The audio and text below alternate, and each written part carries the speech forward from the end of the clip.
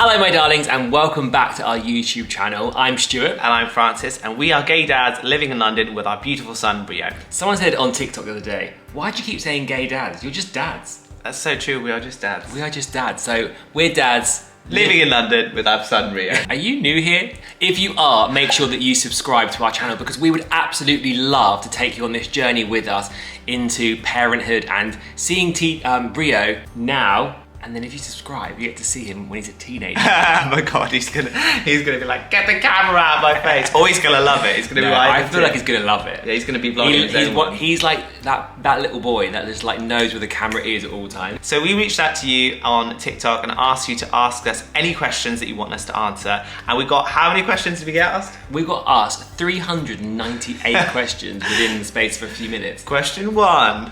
No, we're not gonna go through the whole list. We're gonna answer the most relevant questions. Okay. How did you meet? Both Stuart and I are from the same industry. We both trained at the same drama school in musical theatre at different times, and we ended up meeting kind of similar kind of networks as it's a very small community. And I was doing my first ever professional job in a musical, and I met these people in the show who were raving about this incredible guy called Stuart. Oh my god, Stuart was so fun. I just remember actually the location where I was when I was like hearing these stories. That's how much of an impact it had on me. I met him through my flatmate briefly on Zoom once, I think. No, it wasn't Zoom, it was Skype. Skype, when I was in Germany. Yeah, and then my flatmate was having leaving drinks and Stuart was invited and I was there of course. And I saw him across the table and I instantly felt attracted to him. There was just something I just thought you're just so gorgeous. I walked over to the other side of the table, made an effort, got like halfway through the meal and said, hi, I'm Francis, I've heard a lot about you, it's like you're famous. And it wasn't a line to me, I was just being honest. But you felt like, I was like, oh my god, I love this. That's all he's ever wanted. The first time I met Francis was my ex-boyfriend called me and was like, oh my god, I've just started dating this new guy. And he's a Cancerian. And I was like, oh, Mark, because basically a Cancerian and he was a Gemini and he just was not loving at all. He wasn't. Like I love him. He was loving but in a different way. Yeah, and just couldn't give us as a Cancer the love that we need. Yeah. It's quite intense. I was like, Mark, why have you gone for the Cancer? Who is it? He said Francis Haugen. So I like looked him up, so I knew who he was. And then I went to go and see Mark in his show. Me and Mark weren't together at the time, but obviously Francis had kind of like started dating him. And Francis came over with a Corona. I remember the moment so much. Basically, I was like really liked Mark, but Mark was playing this like weird game of like, yeah, I'm not really interested, or maybe I am. So I was just trying my best to woo him. And Stuart was obviously witnessed that. And he came over with his Corona. He's like, Mark, I bought you a Corona. And Mark's like, oh, thank you. And Francis went, and then walked back off and walked away. Yeah, oh my god. Oh, I feel that's the first time I met you. Feeling rejection, I feel that right now. But that's the first time I met you. Yeah. And then, obviously, then we met at the party. So I kind of had an inkling of who Francis was. Yeah. But didn't obviously know that it was going to escalate into this marriage, kids, and 2.4 children. I mean, I don't think anyone could have thought about that. Is Rael going to have a sibling in the future? That's the kind of mistake that I would make. Oh, it's not funny to laugh, but it's spell check, not you personally. No, don't worry about it. It's predicted text. It happens to me. Is Rio going to have a sibling in the future? So the short answer is yes. We are currently going through the process of baby number 2. We actually have embryos ready to go with the same egg donor as Rio, waiting on ice in San Diego, and we're currently having conversations with a potential surrogate, and we're hoping that's all going to be cleared soon, right? Yeah, in the next few weeks we're hoping. So keep your fingers crossed for us, please, because that will be amazing. Do you think in time it will be easier for couples like you to become parents? It's an interesting question because I feel like right now, being like gay dads, quite an underground thing. It's like, oh, I know someone who's had kids, and you have to kind of know someone who knows someone to give you advice to kind of like create your own family. So I'm hoping in the future that there's a lot more people like us talking about their journey to parenthood. I feel like it will be easier to understand how you can also have a family for yourself. I think it's just all about transparency, and that's why we're here with our YouTube channel, with our TikTok and our Instagram, just to show transparently how the process works. And I'm hoping what will change in years to come is kind of the legal side of things. I'm hoping that will become easier in the UK. That's what we're here, to raise awareness and to show other LGBTQ couples out there about, or non-LGBT, just show the world kind of what how this works. How is the process for the second baby going? I'd say it's going well. It is going well. What I find is because we're doing a transatlantic process, we have obviously our eggs are in America, and you can't actually fly your embryos over to the UK because of the testing and everything they do. So you have to fly our surrogate to the US. The UK testing and getting your pregnancy records and all that kind of stuff, it takes ages, it takes months. I think the longest thing is asking the health service over here to send you your documents. It's like people don't really do that here in the UK. Oh, don't they? I don't think so. There's some like carol in a library somewhere. Did you wish for a boy, and are you currently considering having a girl? And we did something in the US called PGT testing. So we had three embryos the first round, and we were able to test them to know what sex the embryos were. So we decided, we had one girl and one boy, and we decided to put a girl and a boy in. So we could have had twins. That would have been mad. I'm kind of glad we didn't.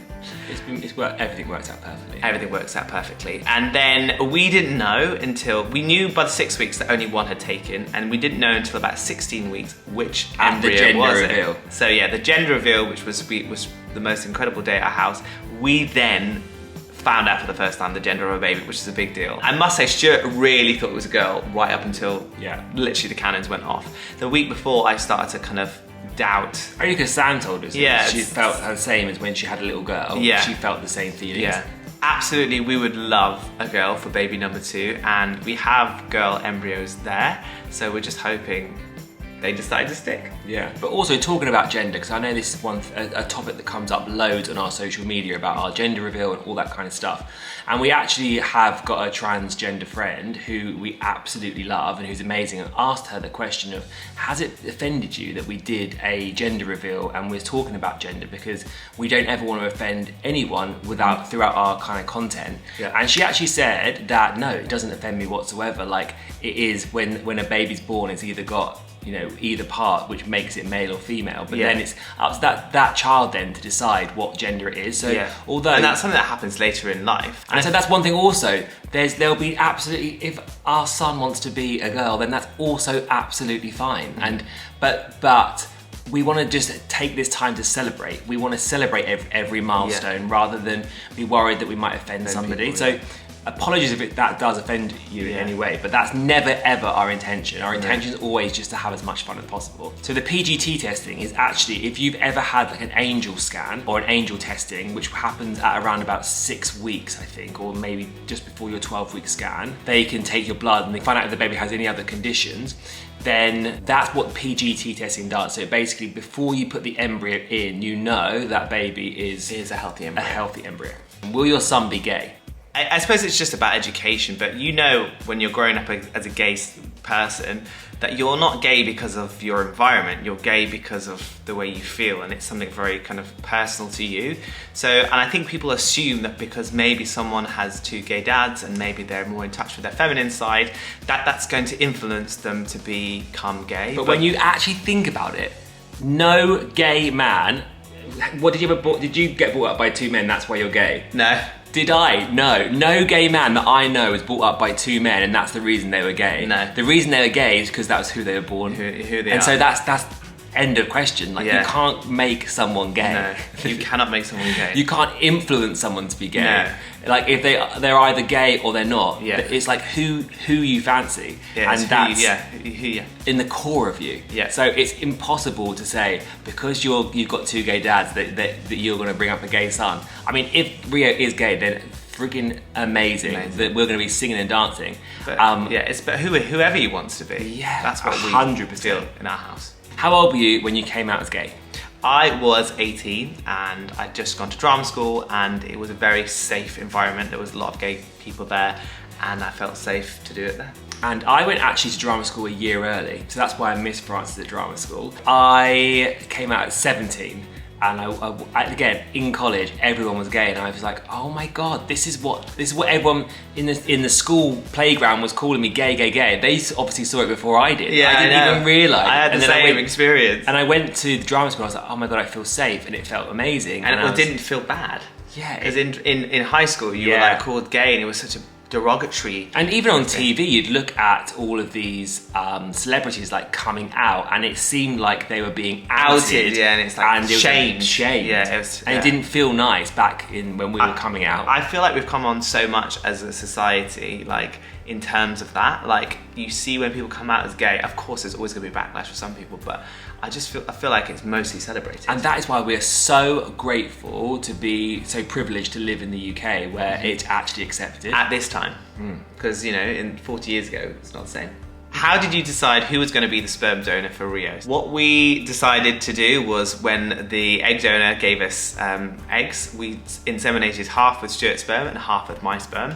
And then we saw how many embryos we had. We actually put one of each of ours in, and then just to see which one took. So whoever's took this time, the dad who's didn't take last time will do the second baby. Is it hard being gay dads? Absolutely not. I don't think so. I think it's been the making of us. It's been like the best 9 months of my life. I mean, less sleep, but we actually love partying and then just like waking up and being ready for the day. That's our vibe anyway. Yeah, so. Absolutely. And the way that we saw Rio waking up, especially in the first 6 months, doesn't do it as much anymore, although he has been ill and has done it more. But in that first 6 months, we decided that we were going to call it a party rather than call it, Rio. I've been raving up all night. Like, we've been raving all night, and it just changed the thought of, oh God, I'm so tired, to imagine being tired because you've been partying so hard. Does that really answer, is gay dads being hard? Basically, no. No.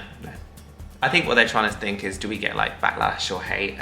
And we just don't focus on it. And we obviously, by sharing our journey online, there is always going to be some sort of hate going around. That goes with anything though, but we just don't focus on it. But we're going to love you back, honey. Yeah, we just love you back. How did the court case go with Rio? Ongoing. Unfortunately, we actually started recording a YouTube last week. Because we were so excited. We were like, right, this is it. All right, what are you going to wear, Francis? I'm going to put you in pink. I'm going to wear pink. Rio's going to wear pink. And then we got on the call. It was literally like seconds into the call, and the judge was like, I'm so sorry, I'm not going to be able to grant it today. And we were like, so why is this the case? I hear you all crying. And the reason is admin, actually, and also a bit of inexperience from our side and the court side. So I just don't think the court has done many surrogacy cases before, so they're being extra cautious. And they've asked us. They keep changing the goalposts as well about what's kind of needed. So I've asked other gay parents in the UK who've had gone through this process, and the documents they've supplied the court is exactly what we have supplied, but our court wants extra things and they won't accept certain things. So we're just the guinea pigs for this process, and we're hoping also that we can actually make a difference in this way, that when a baby's born via surrogacy, that we can actually create a system that actually works for both the surrogate and the intended parent, because no surrogate wants to be left with a baby, because that's not why they started the process of surrogacy, and no intended parent wants the surrogate to have the baby either. So it would be just so amazing if we could make a big impact on the law in the UK, that when a baby is born via surrogacy, that the dad or the mum can have their name on the birth certificate from the beginning. That's one thing we really want to make change, if possible. If there's one thing that we can do with our kind of social presence, is that. Have you ever had a homophobic incident since you've had Rio? I would say no. No, not at all. It's been so loving. I was worried about that as well, but absolutely not. Yeah, sometimes I worry about it in a situation, but I really have to admit, I'm so proud of it, to be honest. Yeah, I'm so proud of it, and we've only received love, and people are just so interested in our story. And okay, the occasional hateful comment online, but I don't consider that homophobia, because everyone gets that. So no is the answer.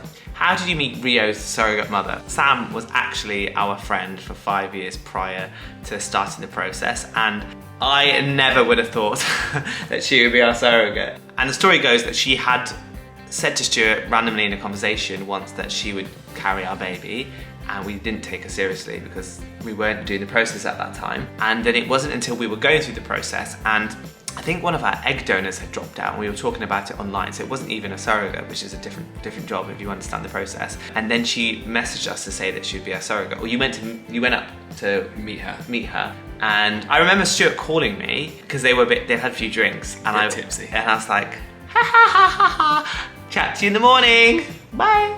And at that time we had a potential surrogate in place in the US already. And then he called me in the morning and you were like, I can't get it out of my head. I couldn't stop thinking about it. And that's the same as exactly the same thing happened with the second surrogate as well. It's just like, we had another surrogate in place, and then another friend of ours messaged us, and I was like, I cannot stop thinking about this person. It's literally blowing my mind. I said, Francis, I feel like the same situation with Sam's happening. And it has. When Ria gets older, would you guys consider getting another dog? And the answer is no. I can see our beautiful baby lying down there. She is absolutely everything to us. She loves me and Stuart, like, so hard. So hard. She's beginning to accept Rio, but she does get jealous. She does get jealous. But she's like a solo dog. She loves like humans. I would never ever get another dog whilst she is here, because I just feel like it would be like, having a baby was kind of cheating on her a little bit. Getting another dog would be, But if I'm honest with you, when I do think about this, when I think about her leaving and dying, I literally am unconsolable, even just at the thought of it. She's such a part of my soul. She's been with us since 2 years into our relationship. She's seen the progression of every part of our life. I will miss that present, so I'll let you know how I feel. I know, I'll be so sad. In years to come. I'll be so sad. Please live until you're like 20.